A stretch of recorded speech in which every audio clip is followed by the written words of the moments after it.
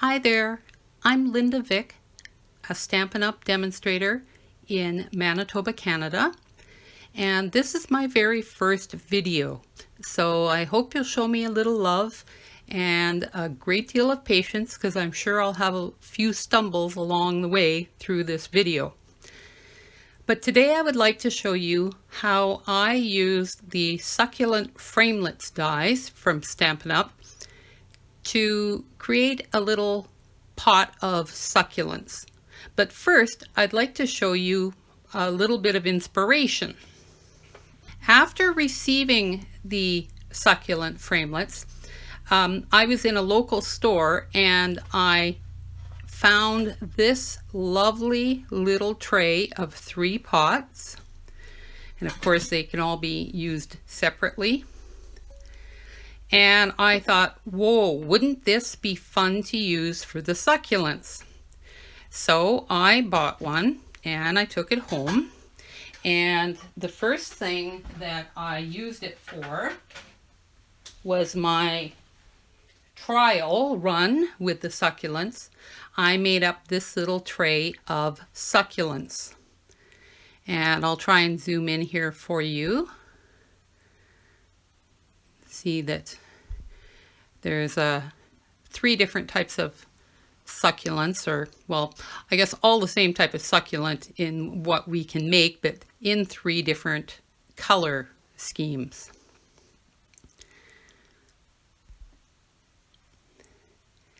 After creating that, I wanted to come up with something for my class. So this is what I came up with in using one of the little pots from what I had bought. You can see that you can create quite a nice little arrangement. Zoom in here again.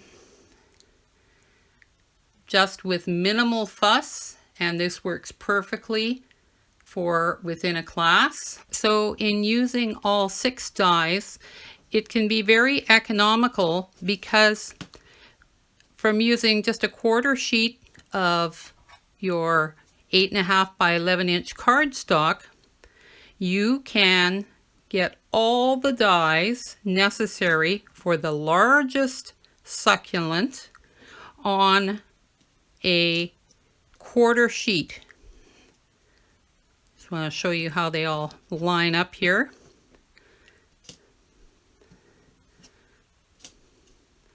Have to jockey them around a little bit. Now, obviously you wouldn't cut them like this because I have them with the cutting side up right now, but same thing applies. You can see how they will all fit on that 1/4 sheet. So in using this with a class, this is a very economical use for you. So today, first I'm going to show you how to make the succulent, and then I will show you how to assemble your pot. So I have already pre-cut some of the pieces necessary for our succulent decor. These 6 pieces will be for the largest succulent in the arrangement. Then for a medium size succulent, I will be using 5 pieces or 5 dies. So not the very largest one like over here, but the next one down and all the ones after that. And then for the very smallest succulents, we will only need 3 of the dies. So once you have all of those pieces cut out, then you set about sponging them with ink to create a realistic looking succulent. Now, one of the things that I like to do when I'm creating a project like this is to do a Google search. So I did a Google search for succulents, and much to my surprise, I found that not only are there several different varieties that I didn't know about, but succulents come in almost every color of the rainbow. So what I did was save some of those photos into an Evernote file for future reference. And then I set about using my inks and colored cardstocks to create the looks that I had seen. So what I do, I take scrap pieces of cardstock and I play with my sponges and my inks to get different looks. And I find out what works best or what doesn't work in some cases. And that way I cut down on the waste in a project, because you wouldn't want to create a whole succulent flower only to find out that doesn't look very good at all. So once I've determined the colors of inks and that I will be using with my colored cardstock, then I can set about creating the succulents themselves. So just before we begin sponging, I've got one tip for you. When you're doing a project such as this, it's a good rule of thumb to ink up your stamp pads before beginning. Otherwise, you will spend a lot of time dabbing at the stamp pad without a lot of results. If you have nice juicy stamp pads, you can always blot off your sponge on a piece of scrap paper a little bit before applying it to your project, just to prevent any weird stray marks, and your project creation will go a lot faster. Now in sponging today, we are going to be using Pool Party on both this Wisteria Wonder cardstock and on the Mint Macaron cardstock. So we're going to work with the Pool Party first to sponge the first layer of ink on those ones. So I'm going to start with the Wisteria Wonder and show you how I proceed. And I'm going to go right through with the completion of that flower sponging. And then I'll speed up the video to quickly go through the other ones while telling you what colors in that I will be using. Okay, so that you know how I'm proceeding. Okay, so I've got my Pool Party stamp pad and I've got a Pool Party Stampin' Sponge. I like to cut up my whole sponges into 6 to make them more useful to me, and then I use a tag and I just staple over the end and it has the name on it for that particular ink. Okay, so I'm just going to rearrange my desk a little bit here so that you will be able to see what I'm working on. Put the stamp pad over here, and I'm going to bring in a piece of scrap paper so I don't get my grid paper totally sponged up with ink. Okay, so I'll start with the largest flower and work to the smaller ones. Now the 3 flowers, or the 3 succulent pieces that look like this, are fairly strong flowers. So the sponging that I do on them will be a little different than for the smaller 3. Okay, so first off, I'm going to dab into my ink pad a couple of times, blot off once, and then I'm going to use a circular movement to sponge ink over the petals of the succulent die cut. And I'll just repeat that. Now the ink that I'm applying may look quite dark to you right now, but you have to remember it's sort of like paint. When you paint your house, you start to question the ink or the paint that you buy once you first put it on the wall, because it always looks darker until it dries. The same thing happens with the ink, that as the ink dries, it lightens in color. Okay, so now we don't want these all to look the same, so don't worry if they appear a little mottled, a little different from time to time. In nature, things aren't perfect. So just do what you think looks best and go on. There's one thing about crafting. If you are a perfectionist to such a strength of perfectionism, you'll never move forward with a project. You'll just do this spiral of, you know, oh, do it better, do it better, do it better. At some point you have to learn to move on. So this goes quite quickly.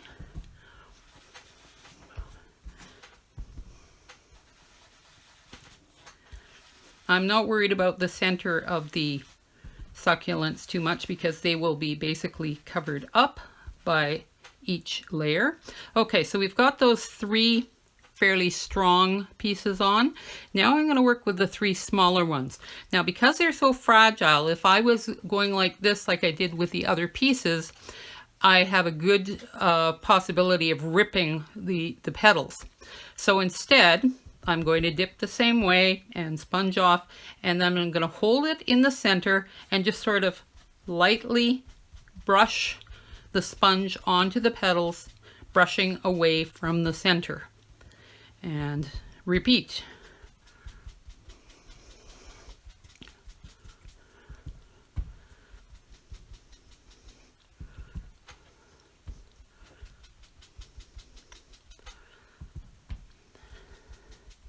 So as long as you're holding basically at the center, at the base of the petal, you are good to go. And just repeat it with the smaller ones in the same way.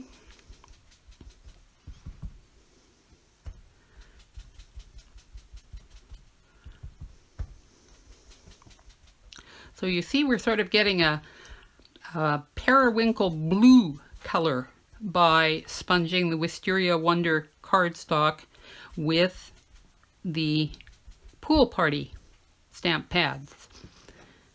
Now you wouldn't have been able to create this just by sponging Pool Party on white paper. You had to create the color by sponging it on the Wisteria Wonder.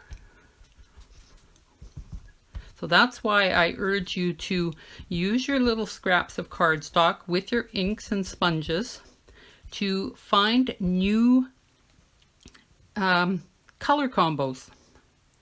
Okay, so we've got the first color onto our flower there. And as I mentioned, we are going to use the Pool Party on the mint macaron, but I want to totally finish the sponging on this flower first for you, and then I'll go to the other ones and speed up the camera. So I'm just going to set aside the Pool Party ink for the time being and the sponge. And the other color that we want to use on this particular succulent is we want to do the tips of the petals with Melon Mambo. So I'm going to bring that ink in and my sponge for Melon Mambo. Now, this time, because I'm just doing the tips, and in some cases when I do the succulents, in the long tray of succulents that I showed you, some of them, the ink was just around the very edge of the petal of the succulents, okay? And that is done in the same way as I'm going to show you now, but you have to be careful just to get the very edges. With these ones, I'm going to do a little more than the edges. Not much, but a little more. But anyway, it's done the same way. So, get some ink, stamp it off, and then flick, flick, flick, flick, flick. Move on. Flick, flick, flick, flick. Flick, flick, flick. So you can see it goes on very quickly.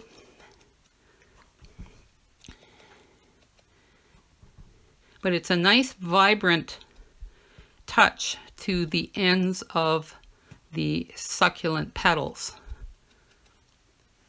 Can you see that there? Very pretty. So we're just going to continue on. Oh, I didn't start with the biggest one there, but it doesn't really matter. So just quickly touching up the very ends of the petals. Now again,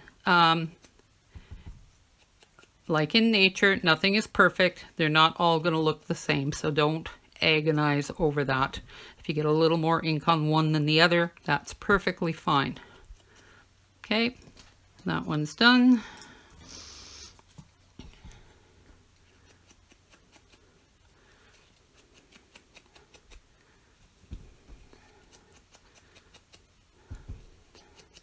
I love the vibrancy of the Melon Mambo. It just really, it seems to give a lot of life to these. That's why I chose it over the rich raspberry, which is a very nice color too and works well if you're working on the green succulents, just to give a little edge to them.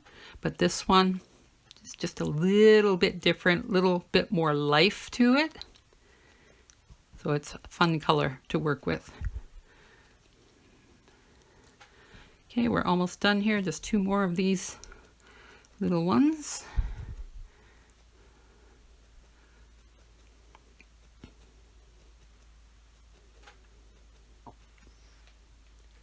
One more.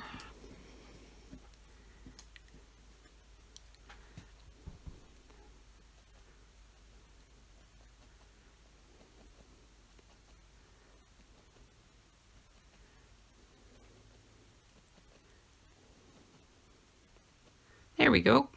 So we've got all those pieces of our succulent now sponged up. Kind of hard to get off my mat here, okay, but they're all completed.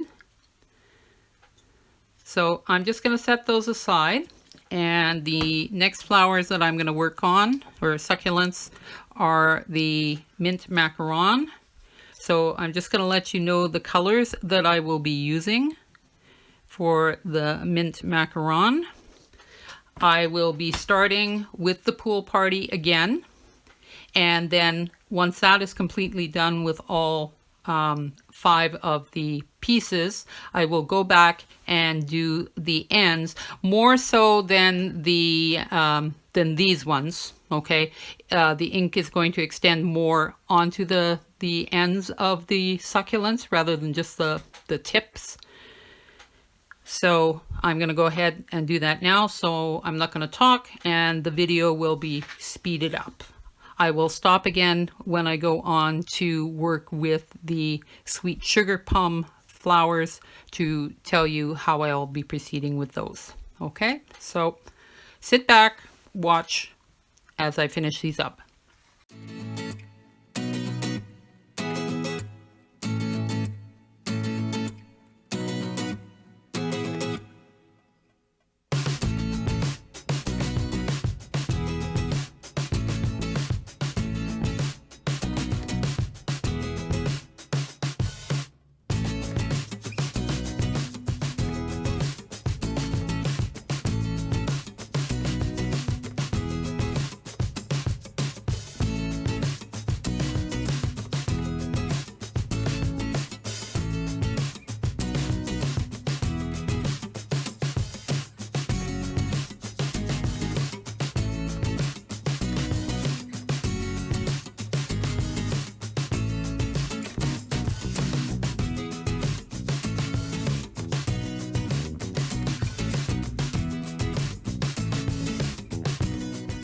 Okay, I'm going to work with the sweet sugar plum flowers now to make the smallest succulents. And when I researched on Google, I found some pink succulents, but they had this blush of green to them. You could tell that they were pink, but there was this like overshadowing of a pale green on them. And then they had very vibrant pink tips. So I'm going to be using my Old Olive just to give them that brief shadow of green. And then I will be using the Melon Mambo again, just at the tips. Okay, so I'm going to do that now, and I'll stop talking and fast forward the video again.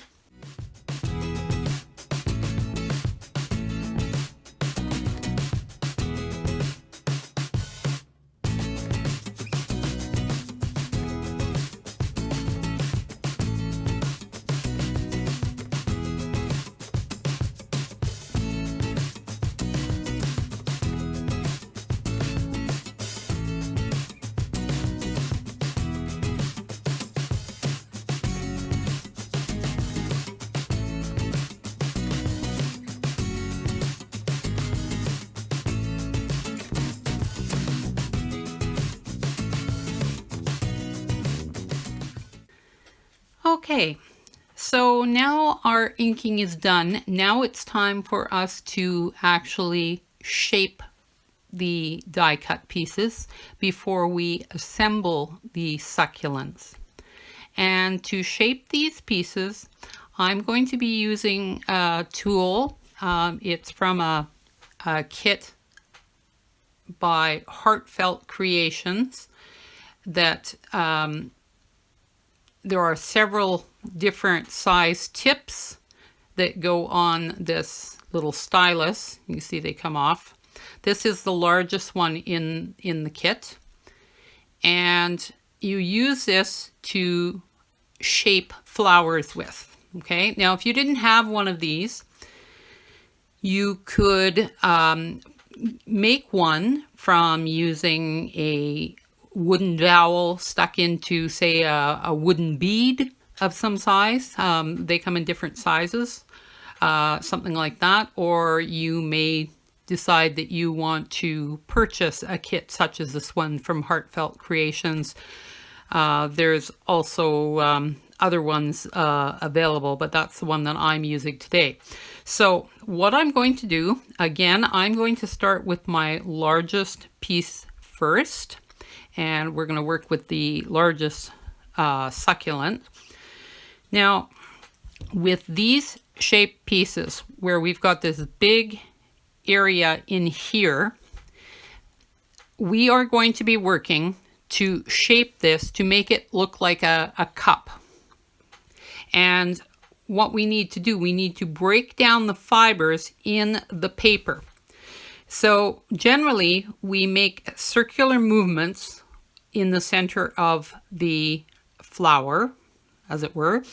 But because this area is so large in these pieces, we want to start by making a circle around the base of the petals where they connect to the center. You go around there first, and then you work your way in and make these movements. Now, I'm going to do this while holding the piece in my hand. You could also do this on our Stampin' Pierce mat or a thick mouse pad. Both would work well. Okay, so just follow along as I do this. I'm going to go around the outside here, and I'm pressing into my hand. And now I'm going to move into the center more, and then I'm rounding around, just going around in a circle. And you can see how the whole piece is cupping up in my hand. Okay, that's what we're after. Okay, once you've got that, you set that piece aside and you continue with the next one. Now this one's not so tough, being a little smaller, but it doesn't hurt just to go around at the base of the stems first and then concentrate on the center again, just until the piece cups up. Okay, so that's going to be going in there, and you continue on the same way. This one we can basically start in the center. Very quickly cups up. Okay, now this one, These ones are more fragile, but you can still just press in the center, make that circular movement until the piece cups up around the stylus. So we're just going to do this with all the flower pieces.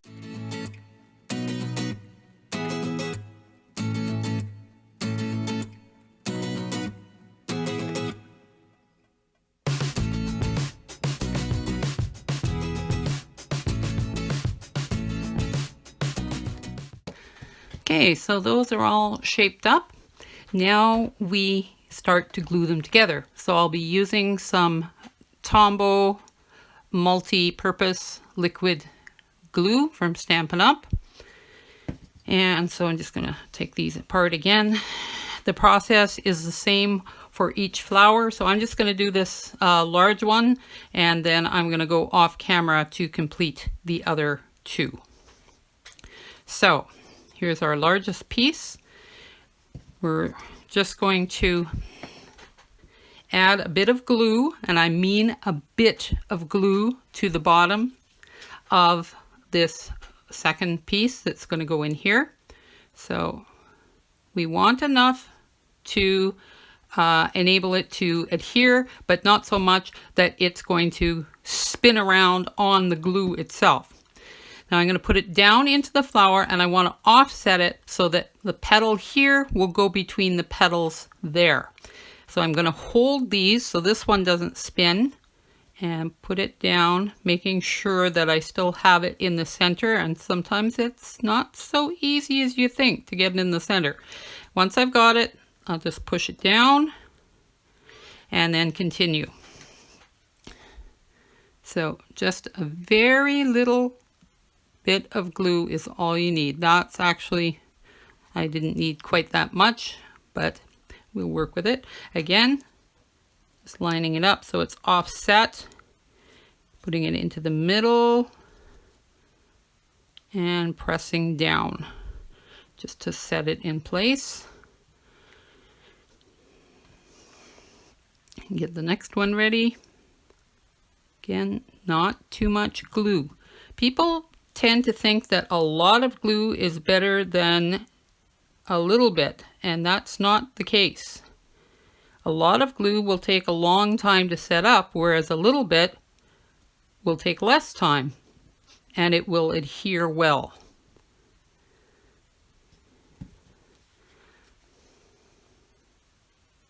Just a tiny bit of glue is all you need. Now some of the petals won't line up exactly offset. You might get one lined up, but they don't all necessarily line up perfectly, and that's okay. Again, in nature, nothing is all completely perfect.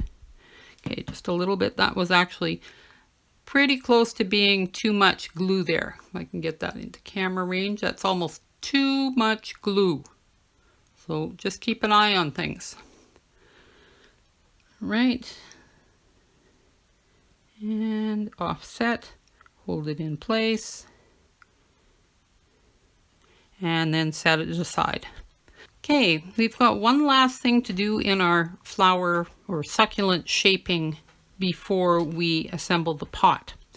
So now that the flowers are adhered together, we're going to put it back in our hand or on the mouse pad or the Stampin' Pierce mat, and you're going to push into the center to shape it into your hand. Okay, and you can see that it will really cup up. This time we're not going in a circle, we're just pushing to shape it. And you can see then that there's quite a cup-like appearance to it. So I'm just going to repeat it. Now I want to draw your attention to this one. I told you that you may not always get your pieces lined up, and you can see that this one is skewed off from the center here. And you know what? I'm not going to worry about it, because in nature sometimes you have plants that grow around a rock or whatever, and for some reason they get off kilter. So that's what we're going to go with for this one. But we're going to still shape it the same way, pushing in to make it cup-like. Okay. And this one.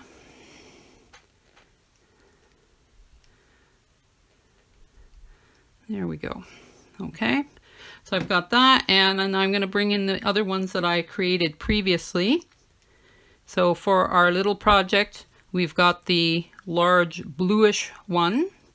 We've got the two medium colored ones, and then the three smaller succulents.